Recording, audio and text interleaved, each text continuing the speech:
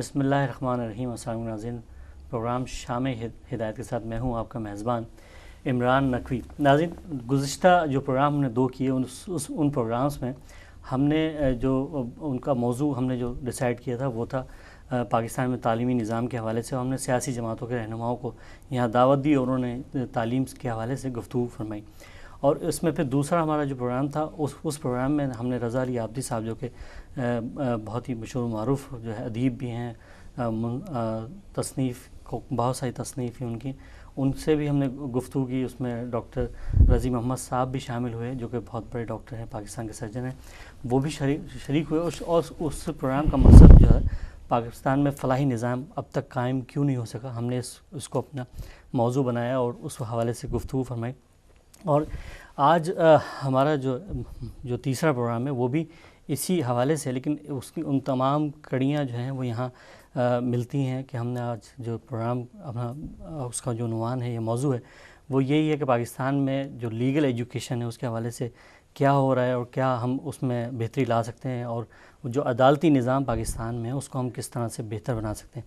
لیکن اس میں سب سے اچھی اور ہماری بہت ہی خوش نصیبی اس حوالے سے بھی ہے کہ ہمارے اسٹوڈیو میں آج بہت ہی مشہور و معروف جو ریٹائرڈ جسٹس پروفیسر جناب قاضی خالد علی صاحب جو ہے ہمارے اس پروگرام میں شرکت فرما رہے ہیں، جو کہ پہلے وائس چانسلر ہیں، جو کہ پاکستان میں پہلی لاء یونیورسٹی جو قائم کی گئی شہید ذوالفقار علی بھٹو کے نام سے، اس کے پہلے وائس چانسلر ہیں۔ اور یہ ہماری خوش نصیبی ہے کہ ڈاکٹر صاحب ہماری گزارش پہ یہاں تشریف لائیں اور ہمارے ہدایت ٹی وی کے لیے انہوں نے ٹائم نکالا، اور ہم ان کے بہت ہی مشکور و ممنون ہیں۔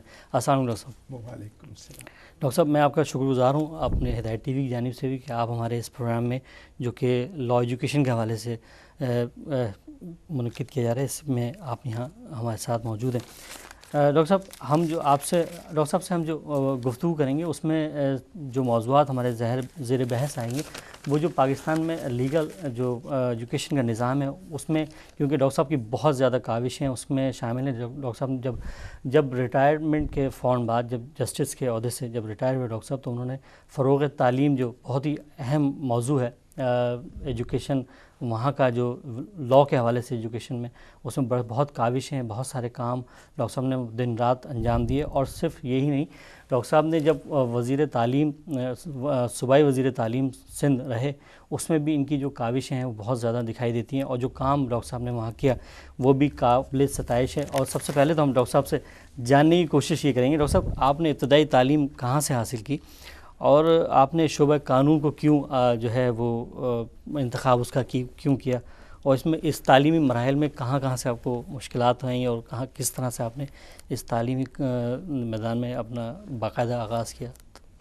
سب سے پہلے میں ایس ٹی وی ہدایت ٹی وی کا دل کی گہرائیوں سے شکریہ ادا کرتا ہوں کہ آپ نے مجھے یہاں پر موقع دیا، اور شہید Zulfiqar Ali Bhutto university of law کے وائس چانسلر کی حیثیت سے جی آپ کے بڑے امپورٹنٹ ٹی وی چینل پہ مجھے آپ نے اظہار رائے کا موقع دیا، اس کے لیے میں اپنی جانب سے اور اپنی یونیورسٹی کی جانب سے آپ کا اور آپ کے ٹی وی چینل کا شکریہ ادا کرتا ہوں۔ بنیادی طور پر جو میری ابتدائی تعلیم ہے وہ government school, government boys secondary school Korangi number 4 سے میں نے میٹرک پاس کیا، جی، اور نبی باغ ضیاء الدین میموریل کالج سے انٹر کیا، نیشنل کالج کراچی سے گریجویشن کیا، ایس ایم لاء کالج سے جی، ایل ایل بی کیا، کراچی یونیورسٹی سے ایم اے کیا، ایل ایل ایم کیا۔ جی، تو مختلف تعلیمی اداروں میں کراچی کے جی، تعلیم حاصل کی، اور اللہ تعالیٰ نے بڑی مہربانی بھی فرمائی اور مجھے مختلف اوقات میں مختلف حیثیتوں میں قوم کی خدمت کرنے کا موقع بھی عطا فرمایا۔ میں رکن صوبائی اسمبلی بھی رہا، 2 مرتبہ الیکٹ ہوا، اور 1997 میں وزیر تعلیم بھی رہا۔ اس دوران سندھ کے ہر علاقے میں ہم نے وداؤٹ اینی ڈسکریمنیشن تعلیم کے فروغ کے لیے رات دن کام کیا۔ پھر پیشہ وکالت سے میں وابستہ ہوا جی اور طالب علم کے دور میں بھی ہم نے طلبہ کے مسائل کے حل کے لیے جی آواز بلند کی اور قید و بند کی بھی صورتیں برداشت کی. تو رول آف لاء کے حوالے سے، جمہوری اقدار کے حوالے سے اور پاکستان کی سالمیت، تحفظ جی اور عوام کے حقوق کے تحفظ کے لیے جی شعبہ قانون کی بڑی اہمیت ہے. بالکل.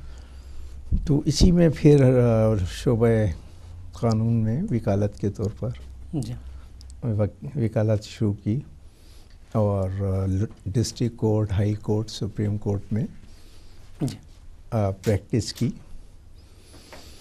ایڈیشنل ایڈوکیٹ جنرل حکومت سندھ کے جی فرائض بھی انجام دیے بالکل. اور عدالت عالیہ میں بھی جج کی حیثیت سے خدمت کرنے کا موقع ملا. جی وزیر تعلیم کے ساتھ میں شعبہ قانون میں جی لاء پڑھاتا بھی رہا، جی ابھی بھی پڑھاتا ہوں. جی تو یہی سب سلسلہ پوری زندگی میں علم کے فروغ کے لیے جی بالکل. اور اسی میں جد و جہد کو ہم نے اپنا محور جو ہے وہ بنایا. اچھا ڈاکٹر صاحب، ایک جو وہ ہے، ہم دیکھتے ہیں کہ جو وکالت کی جو تعلیم ہے، جو قانون کی تعلیم ہے، وہ انتہائی مشکل ہے، مطلب آسان نہیں ہے، اور بہت ساری چیزوں کو مد نظر رکھ کے اس پہ عمل کرنا اور اس میں قانون کو کی بالادستی کے لیے جو خدمات آپ نے انجام دیں. تو آپ دوسری طرف آپ سیاست سے بھی وابستہ رہے، آپ سیاسی میدان میں بھی دکھائی دیا آپ نے 2 دفعہ، جیسے آپ نے کہا کہ آپ الیکٹ ہوئے صوبائی اسمبلی میں. تو یہ دونوں بہت مشکل کام ہے ایک ساتھ، تو یہ کیسے آپ نے انجام دی؟ اصل میں سب سے بڑی بات یہ ہے کہ جو جذبہ ہو، نیک نیتی ہو، تو اللہ تعالیٰ کی جو ہے مدد بھی بالکل اس میں کوئی شامل حال ہوتی ہے. بالکل. اور اتفاق سے جو شعبہ قانون ہے جی اور لیگل ایجوکیشن پاکستان میں، جی اس پر سپریم کورٹ آف پاکستان کا اپنا ایک ججمنٹ ہے. جی PLD 2007 میں رپورٹڈ ججمنٹ ہے، پاکستان بار کونسل کا ججمنٹ. جی تو اس ججمنٹ میں خود سپریم کورٹ آف پاکستان نے جی بڑے ہمارے بہت ہی اس میں جو مسائل ہیں جی لیگل ایجوکیشن کے حوالے سے، ان کو بڑی وضاحت سے جو ہے سپریم کورٹ نے اپنی آبزرویشن میں بیان کیا ہے. جی اور اگر آپ کی اجازت ہو تو میں بالکل. مختصراً جی بالکل عرض کروں. جی بالکل ڈاکٹر صاحب. جو honourable supreme court of Pakistan نے جو کہا، اور میرا بھی اب میں سمجھتا ہوں کہ جو آبزرویشن سپریم کورٹ کی ہے وہ بالکل صحیح آبزرویشن تھی اور ہے. صورتحال کچھ ایسی ہے کہ پاکستان میں لیگل ایجوکیشن کے حوالے سے مختلف لاء کالجز جی ہاں بالکل یہ اپنی جگہ قیام پاکستان سے کام کر رہے. اور قیام پاکستان کے بعد یہ سب اپنی جگہ کام پرائیویٹ سیکٹر میں بھی یہ جی کام کر رہے تھے. بالکل. اچھا، پھر 1973 میں 72 میں جی تمام تعلیمی اداروں کو نیشنلائز کیا گیا. جی اس میں لاء کالجز بھی شامل تھے. جی بالکل. تو لہٰذا ایک پرابلم آیا کہ جو لاء کالجز میں جو اساتذہ کرام تھے وہ زیادہ تر جی وکلاء کرام جی وہی پڑھاتے تھے. جی اور شہید ذوالفقار علی بھٹو صاحب بھی SM لاء کالج میں پروفیسر تھے. بالکل ایسے وہ بھی. جی تو جو سینئر لائرز وہ گئے شہید بھٹو صاحب کے پاس اور ان سے کہا کہ یہ آپ نے نیشنلائز کر لیے ہیں تو اتنی تنخواہوں میں یا اس طرح ہم تو نہیں پڑھا پائیں گے. جی تو بہرحال پھر بھٹو صاحب نے باقاعدہ لاء کالجز کو ڈی نیشنلائز تو نہیں کیا جی بلکہ ان کو ریگولیٹ کرنے کے لیے مختلف بورڈ آف گورنر قائم کر دیے جی گئے. بالکل. گورنمنٹ آف سندھ نے جی مختلف شہروں کے لاء کالجز کو کنٹرول کرنے کے لیے چلانے کے لیے بورڈ آف گورنر قائم کر دیے. کراچی میں جو لاء کالجز کا بورڈ آف گورنر ہے میں اس کا بھی چیئرمین ہوں. جی تو گورنمنٹ نے بورڈ آف گورنر تو قائم کر دیے لیکن فردر کوئی فائنینشیل اسسٹنس نہیں کی. کہ اس کی بہتری کے لیے، اس کی بہتری کے لیے کوئی پیسے نہیں دیے، کوئی پیسہ نہیں، یعنی کہ جتنے بھی گورنمنٹ کے لاء کالجز ہیں جی جن کا میں کہ نومنکلیچر میں نام تو جی، گورنمنٹ ہے، لیکن اس میں کوئی ہاں فنڈنگ نہیں ہونے گورنمنٹ کی وجہ ایس سے، ایم لاء کالج یا government G Islamia law college Karachi یا government A B A D law college Sukkur یا لاڑکانہ یا جیکب آباد، جی یہ صورتحال میں جی جو لاء کالجز یہ ایک طرح سے پارٹ ٹائم جی، ہو گئے، بالکل ایسے ہی، اور اس میں جو اساتذہ کرام تھے، جو لائرس تھے، وہ بھی لیکچر ڈیلیور بیسس پر جی وہ آتے لیکچر دیتے اور اس کا جو بھی جی جو ہے رضاکارانہ یا جو بھی آنریریم، جی اس طرح سے یہ کالج چلے. تو گورنمنٹ کی فنڈنگ نہ ہونے کی وجہ جی سے وہ اس طرح پروان نہیں چڑھ پایا جس طرح وہ چڑھنا پروان بھی نہیں چڑھ پایا، اور صرف فیسز کے اوپر انہوں نے ڈیپینڈ کیا، چاہیے. جی جو ابھی بھی صورتحال جی کم و بیش ویسے ہی ہے، ویسی ہی ہے. جی تو honourable supreme court of Pakistan نے پاکستان بار کونسل کے ججمنٹ میں باقاعدہ اس کی گائیڈ لائن دی، اور سپریم کورٹ نے آبزرویشن دی، اور اس میں سپریم کورٹ نے کہا کہ لاء کالجز میں پرماننٹ فیکلٹی ہونے چاہیے، جی بالکل، دن میں یہ کالجز ہونے چاہیے، ایوننگ کالجز نہیں ہونا چاہیے. بالکل پہلے ایوننگ میں ہوتے تھے، بالکل ایسے ہی، ہاں ابھی بھی ہیں، جی ہاں بالکل، سپریم کورٹ کے ججمنٹ پر ابھی بھی کوئی عمل نہیں ہوا، پورا عمل عمل نہیں ہوا. ابھی جی نہیں ہوا ہے. تو جو سپریم کورٹ نے باقاعدہ کہ موڈ کورٹس ہونے چاہیے، اساتذہ کرام کو اچھی پیمنٹ ہونی چاہیے، تنخواہیں ان کی اچھی ہونی چاہیے، بالکل. پرماننٹ ہونے چاہیے، پارٹ ٹائم نہیں ہونے چاہیے. جی تو یہ پوری گائیڈ لائن، لائبریری ہونی چاہیے جی موڈ کورٹس کے ساتھ ساتھ، جی جو انٹرنشپ کا بھی پروسیس ہونا چاہیے، بالکل. جو مختلف سولیسیٹرس یا لاء فرمس ہیں جی پراپر لائبریری ہونی چاہیے، انٹرنیشنل اسٹینڈرڈ کو مینٹین کرنا چاہیے. بالکل. تو یہ تمام آبزرویشنس جو ہے وہ سپریم کورٹ کی موجود ہیں. جی اور یہ حکومت سندھ نے پہلی مرتبہ سپریم کورٹ کی آبزرویشن کی روشنی میں جی گورنر سندھ ڈاکٹر ارشد العباد خان صاحب نے جی باقاعدہ جناب اور لاء کو یونیورسٹی کے قیام کی کوشش کی.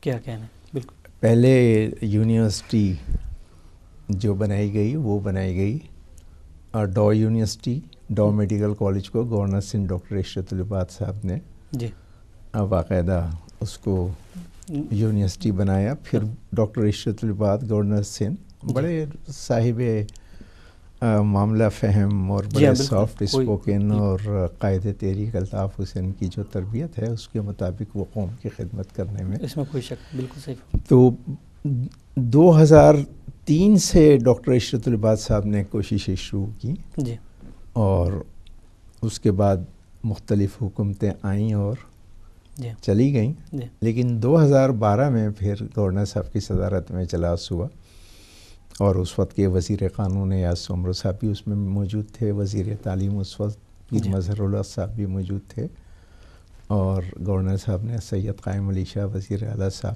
جی تو ان سب کے تعاون سے جی گورنر صاحب کا جو خواب تھا جی وہ شرمندہ تعبیر ہوا، بالکل. اور سندھ اسمبلی سے شہید Zulfiqar Ali Bhutto university of law act 2013 منظور کیا گیا. کیا کہنا ہے، زبردست.